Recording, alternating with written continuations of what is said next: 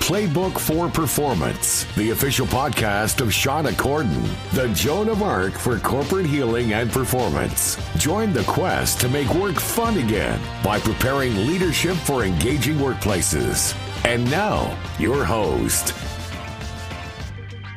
Hello, everybody, and welcome to another edition of the Playbook for Performance podcast. I'm your host, Shauna Corden, and my mission is to make work fun again by building better leaders. So, if you've been around for a while, you know we're in the middle of our 20-week challenge. This is week 11, and this 20-week challenge is all about building your resilience. And this week, we're going to be talking about preparation and protection. But before I jump into that, I want to let you know that my new book should be out on Amazon. Meet Me in the Middle. And this is a guide to overcome polarization. So if you want to know more about polarization, what happens, how to overcome it, how to prevent it, you can find it out there on Amazon, and we'll put the link below.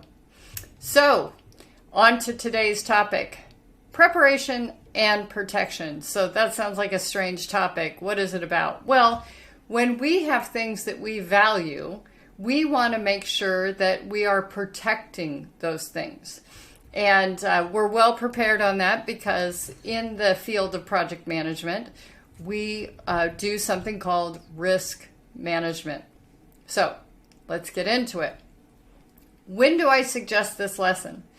Well, if you're exhausted from not having a system, you're kind of reinventing the wheel every time, this is a really good method for that. If you're always playing catch up, or if you're feeling at risk, kind of like one eye on the future and one looking over your shoulder like, ugh, is this going to come back and bite me? This is a really good time to take the time and invest in protecting yourself.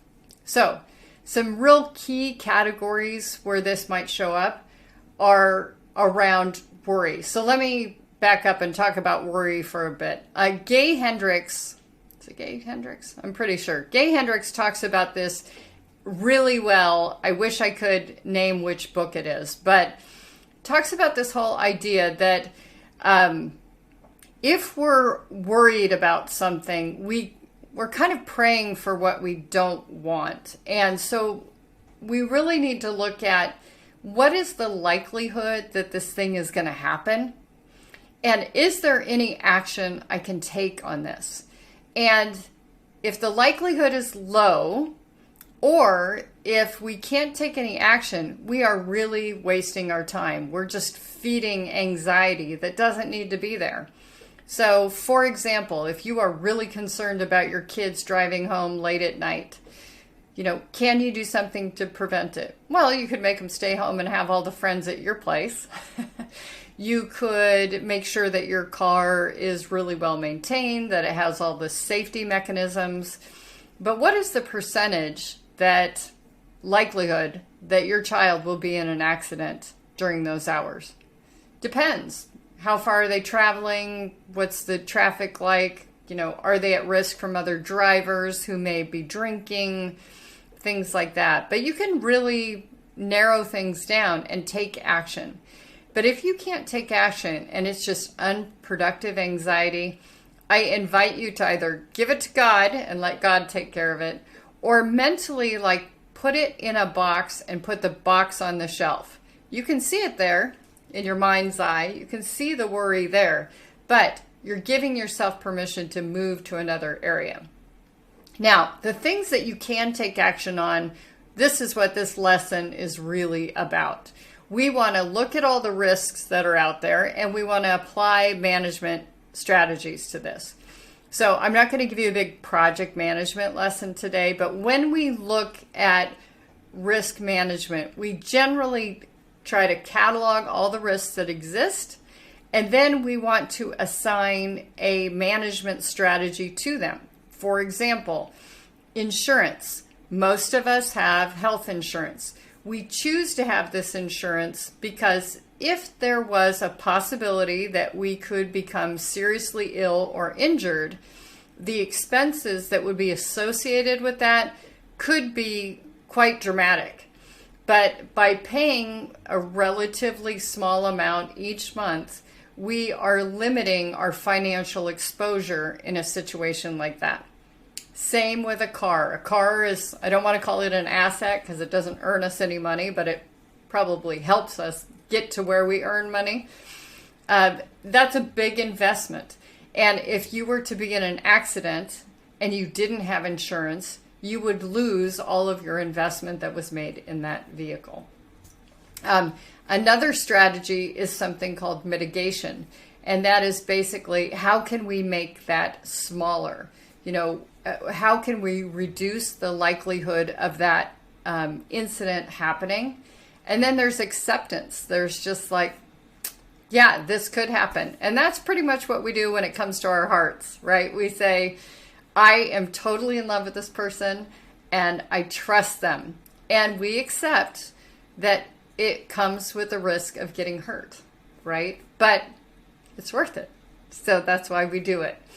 So this is how we want to look at all of the things that are in our lives that we want to protect, okay?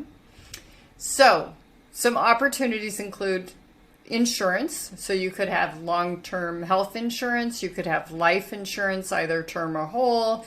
You could have vehicle insurance, health insurance, an umbrella policy, things like that. I'm not an insurance salesperson. There's a lot of opportunities out there, but you have to balance what you can afford with your possible exposure. Systems. So for a long time, when my husband started to lose his ability to read close with age, I would have this little Post-it note on the back of our door that said, Johnny, do you have your glasses? Because we would inevitably show up to like a restaurant that's dim, and he had trouble reading the menu. And at that point, I didn't need my glasses, but clearly I do now.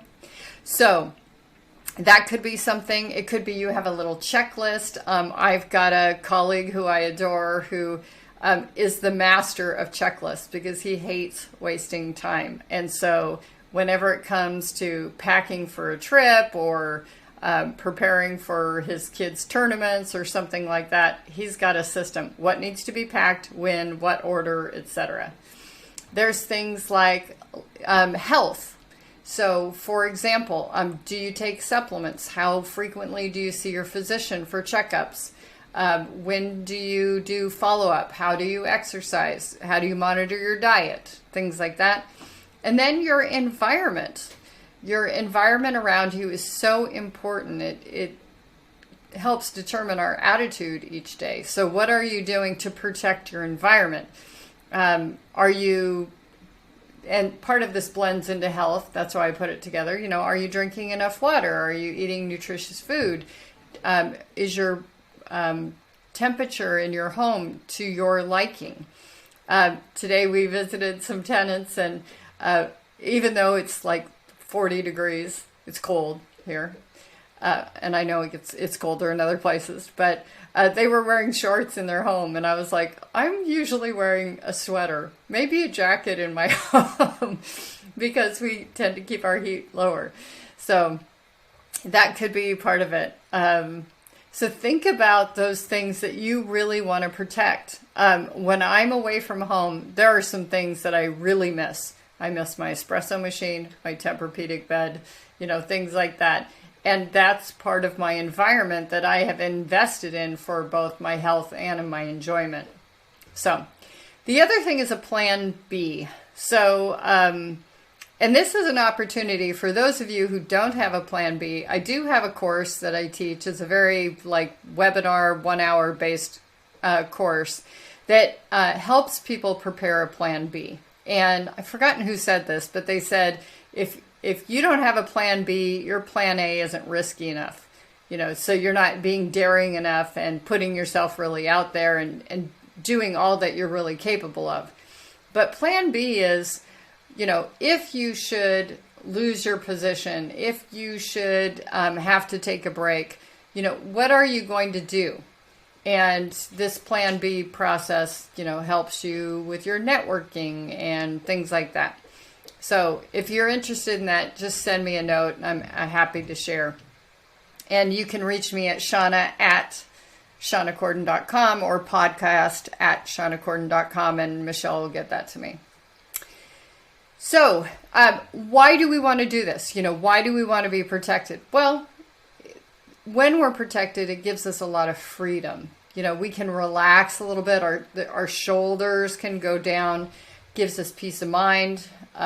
We sleep better at night, and we're prepared.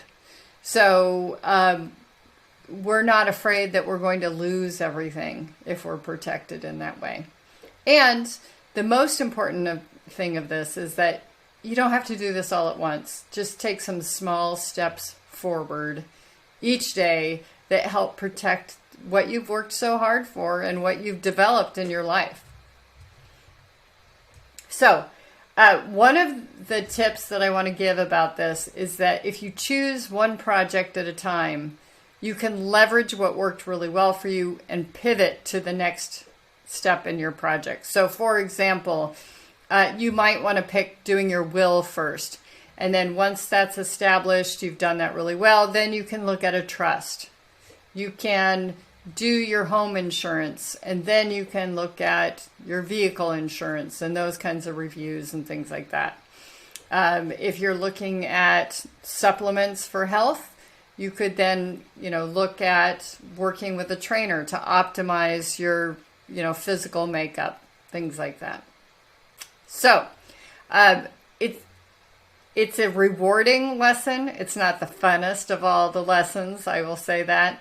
But it does give you peace of mind, and peace of mind is one of those things that we really are striving for as we build our resilience, right? Anxiety and worry really take a lot of energy out of us. And so the more that we can free ourselves from that worry, the more resilient we'll really be.